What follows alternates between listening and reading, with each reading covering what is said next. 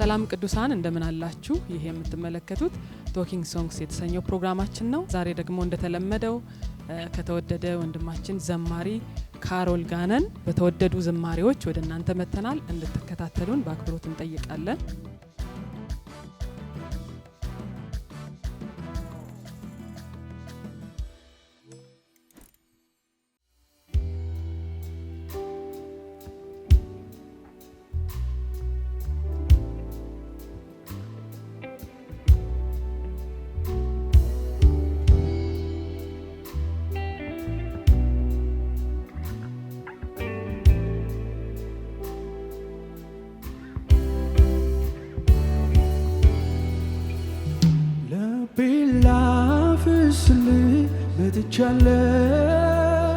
ለቤላ ፍስል መጥቻለ ለቤል ሰዋል ወርጃለ ለቤል ሰዋል ወርጃለ ቁርባን ጣኔ ቢማቀርበው ፊት ማፈሰው ሌላ አይደለም አንተ ምትወደው ይኸው ልቤ ነው።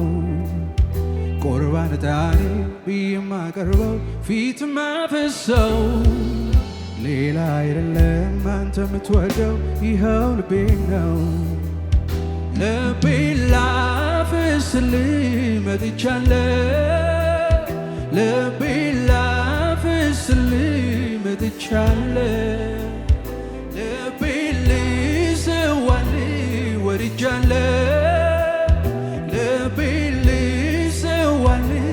ወርጃለሁ ቁርባን ጣኔ ቢማቀርበው ፊት ማፈሰው ሌላ አይደለም አንተ ምትወደው ይኸው ልቤ ነው። ቁርባን ጣኔ ቢማቀርበው ፊት ማፈሰው ሌላ አይደለም አንተ ምትወደው ይኸው ልቤ ነው።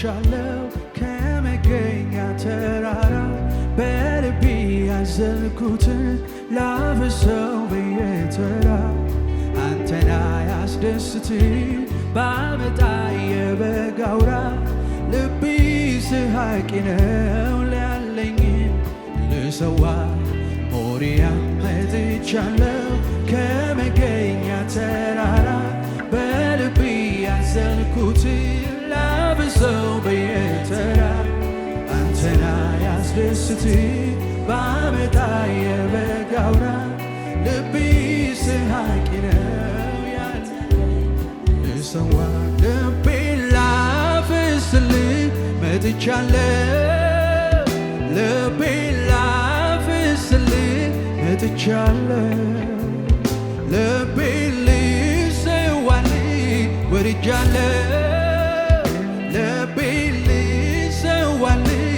ወርጃለ ቁርባን ጣኔ ብየማቀርበው ፊት ማፈሰው ሌላ አይደለም አንተ ምትወደው ይኸው ልቤ ነው። ቁርባን ጣኔ ብየማቀርበው ፊት ማፈሰው ሌላ አይደለም አንተ ምትወደው ይኸው ልቤ ነው።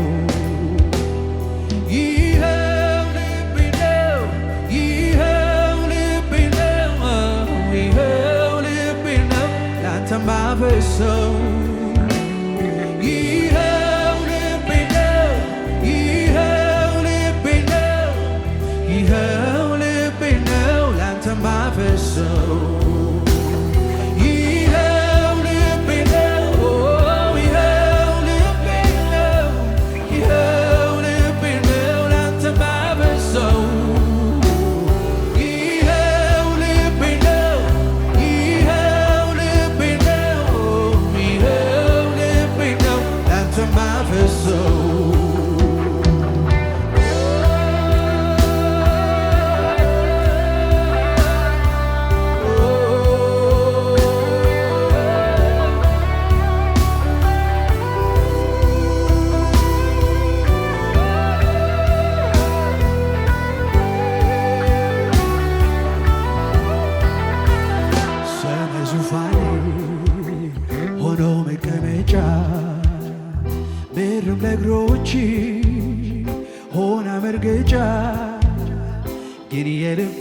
ዙፋን ወደድከው የኔ ጌታ ሰማይ ዙፋኔ ሆኖ መቀመጫ ምድርም ለእግሮች ሆና መርገጫ ግን የልቤን ዙፋን ወደድከው የኔ ጌታ ሰማይ ዙፋኔ ሆኖ መቀመጫ ምድርም ለእግሮች ሆና መርገጫ ግን የልቤን ዙፋን ወደድከው የኔ ጌታ ሰማይ ዙፋኔ ሆኖ መቀመጫ ምድርም ለእግሮች ሆና መርገጫ ግን የልቤን ዙፋን ወደድከው የኔ ጌታ ግን የልቤን ዙፋን ወደድከው የኔ ጌታ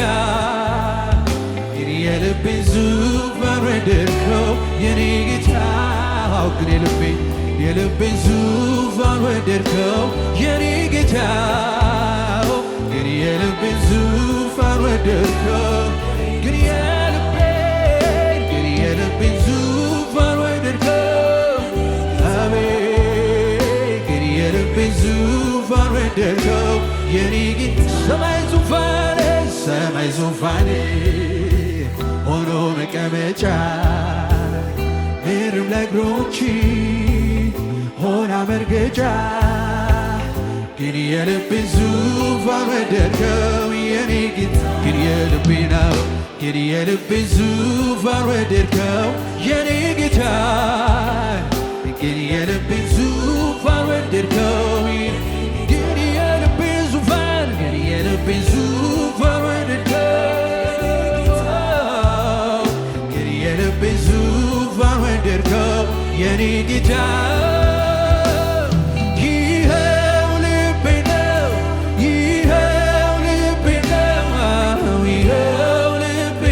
ላንተ ማፈሰው ይኸው ልቤ ነው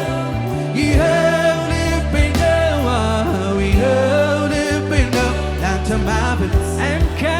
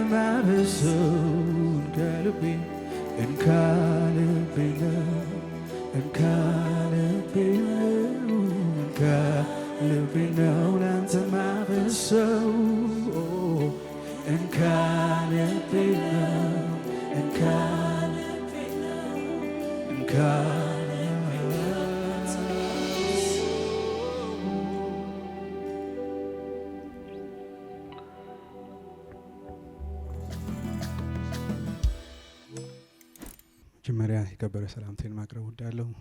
እንዲህ በጣም በተወደደ ፕሮግራም ላይ እንድገኝ በውስጥ ያለው ነገር እንዳካፍል እድሉን ስለሰጣችሁኝ ጌታ ኢየሱስ ይባርካችሁ። እኔ ወንድማችሁ ዘማሪ ካሮል ፈቃደ እባላለሁ። የምኖረው በአሜሪካን ሀገር ነው። የአንዲት ሚስት ባልና የሶስት ልጆች አባት ነኝ። በዝማሬ የእግዚአብሔርን ሕዝብ አገለግላለሁ። እግዚአብሔር ይባርክ። እኛም በጣም ደስ ብሎናል ካንተ ጋር ይሄንን ፕሮግራም ስለምንሰራ። እንግዲህ ዛሬ ከጥያቄዎቼ እጀምርና ከዛ እንግዲህ ወደ ዝማሬው እንሄዳለን። የመጀመሪያው ዝማሬ የሚሆነው ይሄው ልቤን የሚለው ነው። እንግዲህ ይሄንን መዝሙር ስትቀበል በምን አይነት ሁኔታ ውስጥ ነበርክ? ምን አይነት መንፈስ ውስጥ ምን ኢንስፓየር አረገ? ወቅቱንስ ታስታውሰዋለህ ወይ? እንዴት ነው የተቀበልከው የሚለውን እናወራና ወደ ቀጣይ ደግሞ እናልፋለን። እሺ ይሄው ልቤ ነው የሚለው ዝማሬ ሀሳቡና መልእክቱ በውስጤ ከቆየ በጣም ሰንብቷል፣ በጣም ቆይቷል፣ ብዙ አመታት ሆኗል። ነገር ግን ወደ ዝማሬ የተለወጠውና የተሻገረበት ፌዞች አሉ፣ ሁለት ፌዞች አሉ። እሱን ነግራቸዋለሁ። በግሌ በጌታ ፊት ስቀርብ የነበረው መረዳት አለ። በጌታ ፊት አቀራረቤ በአምልኮ ስቀርብ እንዲሁም ደግሞ በጉባኤ እግዚአብሔርን ሕዝብ ሳገለግል ለጉባኤው ለአምልኮ እንዲነሳሳ እንዲቀርብ በማዘጋጅበት ሰዓት ላይ ይህን ሀሳብ በቃል አካፍለው ነበረ። በመቀጠል ደግሞ መዘመራን የአምልኮ መሪዎች ላይ በሚሰጠው ወርክሾፖች እዛ አሜሪካን ሀገር የተለያዩ ቤተክርስቲያን ወርክሾፖችን በማቀርብበት ጊዜ አምላኪዎች ወይ አምልኮ መሪዎች በምን አይነት አቲቲዩድ መቅረብ አለባቸው የሚለውን ነገር በትምህርት መልክም አቀርበው ነበረ። በኋላ 2023 መጨረሻ ላይ ለ2024 የአገልግሎት ዘመንና እንዲሁ ፐርሰናል ላይፍ በጌታ ፊት ስቀርብ ጌታን ጠይቀው ነበር። ለሚቀጥለው አመት ምን ታስባለህ?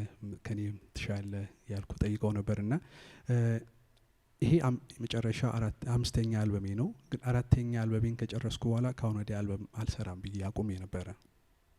የተለያዩ ምክንያቶች አሉት። ወደ እሱ ውስጥ ዝርዝር ውስጥ አልገባም። ግን አቁሜ ነበረ እና እዛ ላይ መንፈስ ቅዱስ ኢንስፓየር አደረገኝ እንደገና አልበም እንድሰራ። ትንሽ ታገልኩኝ። በኋላ ግን የጌታ ሀሳብ በለጠ። ከዛ ከተስማማው በኋላ ልሰራ የተነሳሁት የህፃናት አልበም ነው። ልቤ የሞላው የህፃናት አልበም ሰራለው ብዬ ከዚህ በፊት የህፃናት አልበም ሰርቻለሁ። ግን መንፈሳዊ ሳይሆን እንዲሁ ስለ ስነ ምግባር ምናምን የሚናገር ከኢትዮጵያ ውጭ ለተወለዱ ህፃናት አንድ አልበም ሰርቻለሁ። እሱ ብዙ አይታወቅም። ምናልባት አሁን ቀስ ብላችሁ ሰርች ታደርጉ ታገኙታላችሁ። አሁን ግን መጽሐፍ ቅዱሳዊ የሆነ ለወገኖች ልጆች የሚሆን ዝማሬ በቃ ሰራለሁ የሚል ተነሳው ማለት ነው። እና ከነዛው ዝማሬዎች መካከል ይሄን ሀሳብ ለልጆች በምን አይነት መልኩ ማቅረብ አለብኝ፣ ስለ ልብ በጣም ውስጤ ለረጅም ጊዜ ተይዞ ነበርና እንደዛ አስቤ ያለ እንደገና ጌታ በውስጤ ሌላ ሀሳብ አመጣ። ይሄን አልበም ለህፃናት ብቻ ሳይሆን ወላጆችንና ልጆችን አብሮ የሚያቀራርብ ለሁለቱም የሚሆን ዝማሬዎች እንዳስተላልፍ ውስጤ እንደገና ሞላ ማለት ነው። ስለዚህ ይሄው ልቤ ነው የሚለውን ይሄው ልቤ ነው የምትለውን ፓርትና ሌላ ለልጆች የሚመች አይነት አቀራረብ ነበረው። በኋላ ግን ይሄ ቻሌንጅ ውስጥ ሲመጣ ጸለይኩ በጣም በጌታ ፊት። ኦኬ ስለዚህ በውስጥ ያለውን ከዚህ በፊት ሳካፍል የነበረውን ሀሳብ ለሁለቱም ጄኔሬሽን ላቀርብበት የሚችልበትን ዊዝደምና ጸጋ ስጠኝ ብዬ በጌታ ፊት ቀረብኩ። በኋላ ሀሳቦቹ ለሁለቱም በሚሆን መልኩ ጌታ አገዘኝ። ስለዚህ ወደ ዝማሬ የበለጠ ደግሞ በሁለተኛ ፌዝ ተለወጠ ማለት ነው። ይሄን በሚመስል መልኩ እግዚአብሔር ይመስገን። አምስተኛ አልበምህ ነው ማለት ነው? ይሄ አምስተኛ አልበሜ ነው። ዋው! በአገልግሎት ስንት ጊዜ አደረክ? ወደ 30 አመት በአገልግሎት ቆይቻለሁ። በዝማሬ አገልግሎት ወደ 30 አመት ቆይቻለሁ። እድሜ ስንት ነው እንዳትሉኝ ነው። አገልግሎት 30 አመት ከቆየው ማለት ነው። ከ7 አመት ጀምሮ ነው ዝማሬ መጻፍ የጀመርኩት እና ቸርቾች ላይ ቆሜ በህፃናት ፕሮግራም ላይ የተጋበዝኩ ማገልገል የጀመርኩት ከ7 አመት ጀምሮ ነው እና ከሷ ጀምሮ ቆጥሬ ነው 30 አመት ያልኩት እና ይሄን ያህል ዘመን የትቆየ የሚል ብዙ ጥያቄዎች እኛ የምናውቀው የመጨረሻውን በተለይ አሁን የወጣውን አልበምና አንድ ከዛ በፊት ሲንግል አለች አንተም ብዬ እኔ እሷን ነው። እሱ ሲንግል ይመስላችኋል ሰዎች፣ ግን አልበም ነው። ግን ምንድነው አልበሙ እንደወጣ ኮቪድ መጣ እና ሳይሰማ አልበሙ ተሸፈነ። ያኔ የነበረው እና ያቺ መዝሙር ብቻ ወጣች። እሷም የወጣችበት ምክንያት በጣም ነው የሚገርመኝ። አልበሙን አራተኛውን አልበም ሊጨርስ ስል ይሄኛው ዝማሬ መጨረሻ ላይ ከሚቀር ብለን ነበር ያስገባ ነው እና በጣም ቫይራል ወጣ። ብዙ ሰዎች ከሲንግል መስሏቸው እሱ ነው ሲሰሙ የነበሩት። በተመሳሳይ ሁኔታ ይኸው ልቤን ነው የሚለውን ዝማሬ የሚገርማችሁ ነገር አልበሙን ስጀምር ለሙዚቀኞች እኩል የሰጠውት ዝማሬ ነበረ ይኸው ልቤ ነው እና ያንን የሚሰራው ልጅ ሙዚቀኛ እንግዲህ በተለያዩ ምክንያቶች አልበሙ አልቆ እሱ ገና አልጀመረው እና በቃ ተስፋ በመቁረጥ ይቅር ወደ ማለቱ ደርሼ በኋላ አንድ 3ቱን ዝማሬዎች የሰራ አንድ ሙዚቀኛ በጣም የተወደደ ሙዚቀኛ ናሆም ይባላል። በቃ ይሄ ዝማሬ መሰራት አለበት ብሎ እሱ ሰራው። ከዛ መጨረሻ ላይ የመጣ ዝማሬ የገባ ነው ማለት ነው። ግን ያው በጣም ጌታ ተጠቀመበት። ብዙዎች በጣም በዛ ዝማሬ ተባርከውበታል ማለት ነው እና 30 ዓመት ያህል ነው የቆየሁት። እንግዲህ ያው በተለያዩ ምክንያቶች አንስቼ ነው 30 ዓመት ያህል እንዴት ቆየ? እነዚያን አልበሞች ከዚህ በፊት የነበሩት አልበሞችን አናቃቸውም የሚሉ ብዙ ጥያቄዎች ይነሳሉ።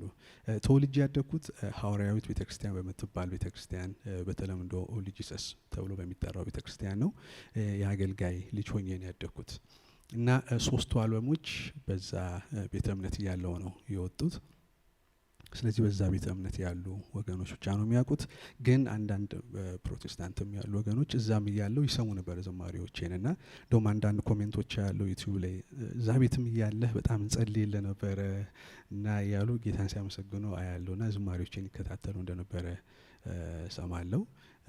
ከዛ በኋላ ነው የዛሬ 11 ዓመት አካባቢ በሚገርም ሁኔታ ጌታ በህይወቴ ላይ ጣልቃ ገብቶ ለበለጠው ለሱ አላማ እንድውል ታሪኬን ህይወቴን ለወጠው። ከዛ በኋላ ታሪኩ በጣም ረጅም ነው። ግን ከዛ ቤተ እምነት ከወጣው በኋላ ለ3 ዓመት ያህል የትም ቤተክርስቲያን አልሄድም ነበር። ምክንያቱም በህይወቴ የመጣው ትራንስፎርሜሽን ብዙ መሰረቶችን ነው ያናጋው። ከህፃንነቴ ጀምሮ ትክክል ነኝ ብዬ ያሰብኳቸው እምነትን የጣልኩባቸው መሰረቶች ሁሉ ስለተናጉ ከአሁን ወዲያ ቸርች የሚባል ነገር ውስጥ ራሴን አገኛለሁ ብዬ አላሰብኩም። የዝማሬን አገልግሎት ዩቲዩብ ላይ ለቃለሁ፣ እኔ በቃ በግሌ ጌታን አመልካለሁ የሚል አቋም ነበረኝ ለ3 ዓመት ያህል። አሁን መለስ ብዬ ሳስበውን ግን ጌታ በዛ ውስጥ እየሰራኝ እንደነበረ አሁን ነው የሚገባኝ። እና የትም ቸርች ጆይን አላደረግም። ምንም አይነት መጽሐፍ አላነብም። ማነበው መጽሐፍ ቅዱስ ብቻ ነው። ጓደኛዬ መጽሐፍ ቅዱስና መንፈስ ቅዱስ ብቻ ነው የነበረው እና በራሱ አሰራር ብዙ ነገሮችን አስተማረኝ። ከዛ ከ3 ዓመት ተኩል በኋላ በአቅራቢያዬ ያለች ኢቫንጀሊካል መድኃኔዓለም ኢቫንጀሊካል የምትባል ቤተክርስቲያን ውስጥ ጆይን እንዳደረግ ሆሊ ስፒሪት ፑሽ ሲያደርገኝ ሬዚስት አደረግኩኝ። ምክንያቱም በእድሜ ሁሉ በፕሮቴስታንት ዓለም ውስጥ ያለው ህብረት ብሬን ዋሽ የሆንኩበት የተሳሳተ አመለካከት አለና እንዴት ነው እዛ ውስጥ ጆይን ማደርገው የሚል ሙግት ነበረኝ። በኋላ እንዳጋጣሚ እዛ በምኖርበት ከተማ ውስጥ መድኃኒት ፒክ ለማድረግ ወደ ፋርማሲ ሲሄድ አንድ አበሻ አገኘችኝ። እዛ ውስጥ ምትሰራ አበሻ መሆኔን ጠየቀችኝ። ያው ታዲያ እንዴት እስካሁን አላየሁም አለችኝ። በተለያዩ ምክንያቶች ኮሚኒቲ ውስጥ ኢንቮልቭ ስለማላደርግ ነው አልኳት። እስቲ በጌታ ነው ያለችኝ። አዎ አልኳት። ታዲያ ቸርች ለምን አትመጣም አለችኝ። እዛ እኔ ለማምለጥ ወይ ፈረንጆች ቸርች ነው የሚሄደው ምናምን ነገር አልኳት። ግድ የለም ዛሬ ኮንፈረንስ አለ ከዛሬ የሚጀምር ጀምሮ ከዛሬ ቀን ይጀምራል። ለ3 ቀን የተጋበዘ ፓስተር አለ ናና ተካፈል አለችኝ። በቃ ማምለጥ አልቻልኩም። እዛ ያው ታሪኩን ለማሳጠር በዛ ምክንያት ወደዛ ሄድኩኝ። ብዙ ኢንካውንተሮች ነበሩ። ከዛ ጌታ ታሪክ ህይወት የለወጠው ለሱ አላማ ማዋል ጀመረ። ከዛ ፕሮሰስ ባይ ፕሮሰስ ዛሬ ሲደረስኩ ማለት ነው። የሚገርም ምስክርነት ነው። ጌታ ይባርክ። ቴንክ ዩ በጣም በጣም ተባረክ። ሁለተኛው ጥያቄ እያንዳንዱ እዚህ መዝሙር ውስጥ ያሉ ሀሳቦች፣ ንግግሮች፣ ግጥሞች ላንተ የሚሰጡህ ሚኒንግ ትርጉም ምንድነው? ልቤን ላፈሰው መጥቻለሁ፣ ልቤን ልሰዋው ወድጃለሁ፣ ቁርባን ዕጣኔን ብዬ የማቀርበው ፊትህ ማፈሰው ሌላ አይደለም አንተ የምትወደው ይሄው ልቤን ነው። ከነዚህ ውስጥ ደግሞ በጣም የሚነካህና ሚኒንግፉል ላንተ በጣም የሆነ ኦፍ ኮርስ ሁሉ ሚኒንግፉል ነው ላንተ፣ ግን ሚዛን ደፍቶ የሚለው የትኛው ነው? እኔ በበኩሌ ታች ያለው ሰማይ ዙፋን ሆኖ መቀመጫ ምድርም የእግሮች ሆና መርገጫ ግን የልቤን ዙፋን ወደድከው የኔ ጌታ። ሶ ፓወርፉል፣ በጣም በጣም የሚገርም ነው። ሰማይ ዙፋኔ ነው ምድር የእግሬ መረገጫ ናት ምሰሩልኝ ቤት ምን አይነት ነው አለ። ግን ወደዛ ወደ ትሁት በቃሌ ወደሚንቀጠቀጥ ሰው መለከታለሁ አለ። በአዲስ ኪዳን መንፈስ ቅዱስ ማደሪያዎቹ እንድንሆን መረጠንና ኢትስ ሶ ፓወርፉል እና ያንዳንዱ ግጥም ሐሳቡ ምንድነው የሚሰጥህ ሚኒንግ ስትቀበለው ምን እየሆንክ ነው የተቀበልከው? አዎ በመግቢያ ላይ እንደተናገርኩት የዚህ ዝማሬ መንፈስና ሐሳብ ለረጅም ጊዜ በውስጤ ቆይቷል። ዋናው የዝማሬው የዚህ ሐሳብ ጭብጥ መነሻው ትንቢተ ሚክያስ ላይ ያለ የእግዚአብሔር ቃል ነው። ምዕራፍ 6 ቁጥር 6 ላይ እንደዚህ ይላል፣ ምን ይዤ በእግዚአብሔር ፊት ልቅረብ? በልዑል አምላክ ፊት ልስገድ? የሚቃጠለውን መስዋዕት ከአንድ ዓመት ጥጃ ጋር ይዤ በፊቱ ልቅረብን? በ1,000 አውራ በጎች በ10,000 የዘይት ፈሳሽ እግዚአብሔር ደስ ይለዋልን? ስለ በደሌ የበኩር ልጄን ስለ ነፍሴም ኃጢአት የሆዴን ፍሬ ላቅርብለትን? ያለ ነቢዩ ይናገራል። ከዚህ ዝማሬ ጀርባ የተረዳሁት ሬቪሌሽን ምንድን ነው? በጌታ ፊት ለማምለክ ስቀርብ መዝሙር ይዤ አይደለም በጌታ ፊት መቀርበው። መዝሙር አይደለም ይዤ መቀርበው። መዝሙር ነው እኔን ይዞ የሚቀርበው። መዝሙር አይደለም ለእኔ መስዋዕት፣ እኔ ነኝ መስዋዕት ለጌታ። ስለዚህ መዝሙር ያቀርበኛል እንጂ እኔ መዝሙር ይዤ አልቀርብም። ስለዚህ ጌታ የወደደው ይሄንን ነው። በኢሳይያስ መጽሐፍ ላይም ሲናገር ሕዝቤ በከንፈሩ ያከብረኛል በልቡን ግን ርቋል አለ። ስለዚህ ጌታ ኢንተረስትድ የሆነው የልባችንን ጉዳይ ነው። የተሰበረውን ልብ እግዚአብሔር አይንቅም ይላል ዳዊትም ሲናገር። ስለዚህ መስዋዕቴ መዝሙር ሳይሆን እኔ ነኝ መስዋዕቴ፣ ልቤ ነው መስዋዕቴ።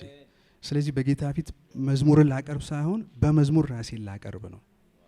ይሄን ሪቪሌሽን ካገኘው በኋላ አምልኮ የተቀየረ፣ ጸሎት የተቀየረ፣ ህይወት የተቀየረ። ስለዚህ ይሄንን ጌታ ሆይ እኔ እንደገባኝ ለህዝብ የማስተላለፍበትን ጥበብ ስጠኝ ያልኩ ለረጅም ጊዜ ስጸልይ ነበረ። ግጥም መጻፍ ይቻላል ብሎ ግን ራሱ ኢንስፓየር አድርጎኝ ወደዛ መንፈስ ውስጥ እስኪያስገባኝ ረጅም ጊዜ ጠብቄያለሁ። ስለዚህ ለዛም ይመስለኛል ብዙዎች ዝማሬውን ሲሰሙ ውስጣቸውን ጌታ እየፈወሰው እየነካው ያለው። ስለዚህ አንደኛው ሪቪሌሽን ይሄ ነው። ስለዚህ ነው ልቤ ልሰዋልህ መጥቻለሁ። ልቤን ነው በቃ ምሰዋልህ፣ ዝማሬ አይደለም። ቁርባን ዕጣኔ ብዬ ማቀርበው ሌላ አይደለም፣ አንተ የወደድከው ልቤን ነው በሚል የአዲስ ኪዳንን ህይወት በብሉይ ኪዳን ኮንቴክስት ለማቅረብ ነው። ያው አብርሃም ያለህን አቅርብልኝ ሲባል ምንም አልሳሳም። ይስሐቅን በቃ ውስጡ እያመመው ቢሆንም ይዞት ቀረበ፣ አልሳሳም። ስለዚህ በዚህ ዘመን ደግሞ በአዲስ ኪዳን በጌታ ፊት የምናቀርበው ሌላ ምንም አይደለም፣ ልባችንን ነው። ጌታም ኢንተረስትድ የሆነው ልባችን ነው። ሌላው አንተም እንዳነሳኸው ሌላው ያገኘሁት ደግሞ ሬቪሌሽን ምንድነው? ኢሳይያስ መጽሐፍ ላይ ሰማይ ዙፋኔ ነው ምድር ደግሞ የእግሬ መረገጫ ነው የምትሰሩልኝ ቤት ምንድን ነው አለ። የሰው ልብ በጣም ጠሊቅ ነው። ትንሽ ብትሆንም ስናያት ግን በጣም ሰፊ ነው። የሰው ልብ ሌላ ነገር በምድር ላይ ያለ ነገር ምንም ነገር ሊሞላው አይችልም። ተርላ ሊሞላው አይችልም። ሀብት ሊሞላው አይችልም። ነገር ግን ጌታ ራሱ መጥቶ ሲቀመጥበት ይሞላል። ስለዚህ አንተ የወደድከው ልቤን ነው። ስለዚህ በልቤ ዙፋን ውስጥ ከፍ ኢሳይያስ ሲናገር ንጉሥ ኦዚያን በሞተበት በዛ ዓመት እግዚአብሔርን ከፍ ባለ ዙፋን ላይ አየሁት አለ። ስለዚህ በልቤ ዙፋን ላይ ከፍ ባለው ዙፋን ላይ የተቀመጠው ምንድን ነው? በቃ ሌላው ነገር ገለል ይበልና አንተ ብቻ ቁጭ በል በሚል በልቤ ላይ ንገስ የሚል መልእክት አለው ማለት ነው። ይሄን ይመስላል። እግዚአብሔር ይባረክ። በጣም የሚገርም ነው። እንግዲህ እግዚአብሔር ለሰዎች ሲገናኝ ወይም ደግሞ ያው ሰዎች ብዙ ጊዜ መዝሙር ሲቀበሉ ብዙ ምስክርነቶችን ሰምተን እናውቃለን እና አንዳንድ ጊዜ በተለያየ መንገድ ያው እግዚአብሔር ዝማሬን ይሰጣል።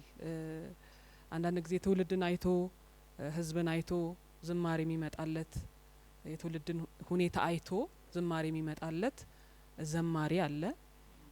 አንዳንድ ጊዜ ደግሞ ያለበትን ሁኔታ አይቶ ዝማሬ የሚቀበል አለ። ሌላው ደግሞ እንዲህ እንዳንተ ደግሞ ራሱን አይቶ በእግዚአብሔር ፊት ከራሱ ተነስቶ ራሱን መስዋዕት በማድረግ ዝማሬን ደግሞ ይቀበላል እና እንግዲህ የመዝሙሩ ጥልቀት ካንተው ከራስ ስለተነሳ ነው ራስን መስዋዕት ከማድረግ ነው የጀመርከው ስለዚህ ያስገድዳል አንዳንድ ክብር የተሸከሙ መዝሙሮች አሉ እና እንደዚህ አይነት መዝሙሮች ለትውልዱ ያስፈልጋሉ ሰው የሚነሳበት መሰረት ወሳኝ ነው እና ጥልቅ የሆነ ዲፕ የሆነ ግጥሞች ናቸው ብሰማውም ግን ሞር የሰማውት ደግሞ ሜሪ ዘመረችው ጊዜ ነውና ከሰው ጋር የሚገናኝ ነገር አለው ማለት ምትጠቁመው ለከሌ ነው ለእንትና የምትለው ነገር የለም እዚህ ውስጥ ማለት ራስህን ሳታቀው አስገድዶ ያስቀርባል በእግዚአብሔር ፊትና እንደዚህ አይነት ዝማሬዎች ይብዙልን እና ጌታ አብዝቶ ይባርክ በታማኝነት ተቀበለ ይሄንን ለትውልድ ማቅረብ ስለቻልክ ማለት ነውና ወደ ሶስተኛው ጥያቄ የሚጨምረው ነገር ከሌለ እዚህ ላይ ወደ ሶስተኛውና የመጨረሻው ጥያቄ ልለፍ እና በዚህ ዝማሬ ውስጥ እንግዲህ ያው ምስክርነት ላይኖር አይችልም የልብ ዝማሬ ስለሆነ የሰማኸው ምስክርነት ካለ ራስም ደግሞ በዚህ ዝማሬ ዙሪያ መመስከር የምትፈልገው ነገር ካለ ከሰዎችም እንደዚህ የነገሩህ ካለ ልዩ የሆነ ምስክርነት አለኝ የምትል ከሆነ እሱን ብትነግረን አዎ ብዙ ምስክርነቶች ሰምቻለሁ ግን ከዛ ውስጥ ጨምቄ ብዙሃን ኮመን የሆነው ምስክርነት የሰማሁት ምንድነው ለመጸለይ በጌታ ፊት ጥያቄን እንቆቅልሽን ይዤ ቀርቤ ይሄን ዝማሬ ዘምሬ በቃ ምንም ጥያቄ መጠየቅ አልቻልኩም ነው በቃ ይሄ በዚህ ዝማሬ ውስጥ ምስጋና አለ አምልኮ አለ ልመና አለና ከዚህ ዝማሬ በኋላ በቃ ጥያቄዎችን ሁሉ ረስቼ ነው የምነሳው የሚሉ ጥቂት ያልሆኑ ሰዎች ሰምቻለሁ በቃ ከዚህ በኋላ ጸሎት ይሆናል ምስጋና ይሆናል ከዚህ በኋላ በቃ ይሄን ዝማሬ እየሰማው ከጸለይኩ በኋላ ሌሎች ጥያቄዎች አይኖሩም የሚሉ ብዙ ሰዎችን ሰምቻለሁ ይሄም በኔ ዘንድ የሆነ ነገር ነው በቃ አልችልም ያን በጸሎት ሰዓት ያን ተንካልኩ በኋላ ጥያቄዎችን ሁሉ ረሳቸዋለሁ ሌላው እንደ ምስክርነት በተለይ እንዳልኳችሁ ይሄን አልበም ለመስራት ጌታ ፑሽ ያደረገኝ ለአደልት ብቻ ሳይሆን ለህፃናትም ነው እና በተለይ ከኢትዮጵያ ውጪ ለተወለዱ ልጆች ቋንቋ ባሪየር በጣም ስላለ የትውልድ ክፍተት አለ እዛ በመኖርበት ሌሎችም ሀገራቶች ውስጥ ማለት ነው ስለዚህ በዚህ ዝማሬ ግን ጌታ ብዙ ነገሮች እንደሰራ ከብዙ ቤተሰቦች ሰምቻለሁ በቃ ልጆች ሁሉ በጣም በዛ ዝማሬ ተይዘው ይሄው ልቤ ነው እያሉ ነው በቃ አማርኛ ማይችሉ ሁሉ ማለት ነው ስለዚህ በዚህ ዝማሬ ብዙ ቤተሰቦች ቤታቸው ውስጥ አብረው ለማምለክ ጌታን ለመጥራት ስሙ ለመጥራት ምክንያት እንደሆናቸው ምስክርነት ሰምቻለሁ እግዚአብሔር ያብዛል ከዘጻት ኳየር መካከል ይሄው ልቤ ነው በሚለው መዝሙር ላይ ምስክርነቶች ካሉ ለኦዲየንስ እድል መስጠት እንፈልጋለን ከዘጻት ኳየር መካከል ዘማሪት ናርዲ ምስክርነት ታጋራናለች ስለዚህ ዝማሬ እግዚአብሔር የተመሰገነ ይሁን አንዳንዴ በቃ ልባችሁን ምትፈልጉትን መዝሙር ምታገኙበት ታይም ላይ ነው እኔ ያገኘሁት ቀኑንም ጊዜውንም አስተዋውሳለሁና ኦክቶበር 16 2024 ከዛሬ አመት አንድ ወር ወደ ኋላ ማለት ነውና እህቴ ናት ይሄ መዝሙር ሰሚው ብላ የላከችልኝ ምናልባት እነ ካሮል ቤተክርስቲያን ያለችው የምታመልከውና ወደ ስራ እየወጣው ነው የላከችልኝ ኦልሞስት መንገድ ላይ ሆኜ ነው ሰማይ ነበረው ማለት ነውና አዲስ መዝሙር ነው ብጮህ ደስ ይለኛል በመንገድ ላይ ወይ ባለቅስ በጣም ስሜታዊ ሆኛለሁ እና ገባው ኦፊስ በቃ ስብር ነው ያልኩት ማለት ነው በቃ ተሰባብሬ ልናገረው አልችልም በቃ መዝሙሩን ስለምታውቁት ትረዱኛላችሁና ወይ አይወጣላችሁ እዛ አንድ ነገር አትሉ ሞሪያም መጥቻለሁ ከመገኛ ተራራ በልብ ያዘልኩትን ላፈሰው በየተራ የሚለው ፓርት ቤት ገብቼ የልቤን በቃ ነገር ለእግዚአብሔር እስካቀር በጣም ቸኩዬ ነበር ቤት ራሱ ከገባው በኋላ ራትም አልበላሁኝም አምሽቼ ነው የገባሁት በቃ ቤቴ ዶርሜ ገባው ዝርር አልኩኝ ማለት ነውና አንድ ነገር የገባኝ ምንድነው እግዚአብሔር ሁሉንም ስፍራ ይቆጣጣረዋል ማለት ሰማይ ዙፋኑ ነው ምድርንም መግዛት ይችላል ግን ያልተገዛለት አንድ ስፍራ አለ በቃ የሰው ልብ ነው የሰው ልብ ውስጡ በጣም ክፋት አለበት።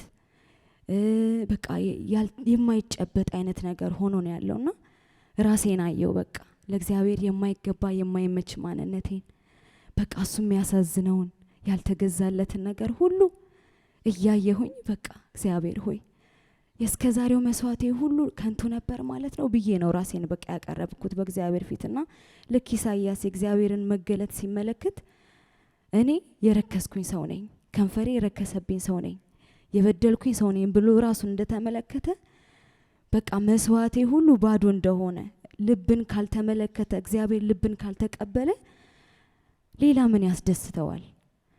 እና በቃ ስወጣ ቤትም ጠርቶኝ ራት ቢ ምናምን ሲሉኝ አይኔ አባብጦ ምናምን በቃ አላቅም የገባውበትን ነገርና ከዛ በኋላ ግን የህይወቴን ለውጥ አውቀዋለሁ። እኔ አዝኜ ሰው ላይ ለትንሽ ደቂቃ አይቀመጥም ልቤ ውስጥ እውነት ለመናገር ምንም አልቆጥርም፣ ራሱ እረሳለሁ ምናምን በቃ ሰውን ማቀፍ መውደድ እና ከምናቀርበው አምልኮ በፊት ልባችን ነው የሚመለከተው። ለዛ ነው መስዋዕትን ከማቅረብ በፊት ሄደ ከወንድም ጋር ተታረቅ የሚለው ለልባችን ትልቅ ትኩረት እንድንሰጥ። ይህንን ሁሉ መዝሙር በቃ ቅፍ አድርጎ የያዘ ዝማሬ ነውና እግዚአብሔር ይርዳን። በጥልቀቱ ያክል እግዚአብሔር ገልጦልን እንድናመልከው። እግዚአብሔር ይባርክ። ካሮል በጣም እንወድሃለን።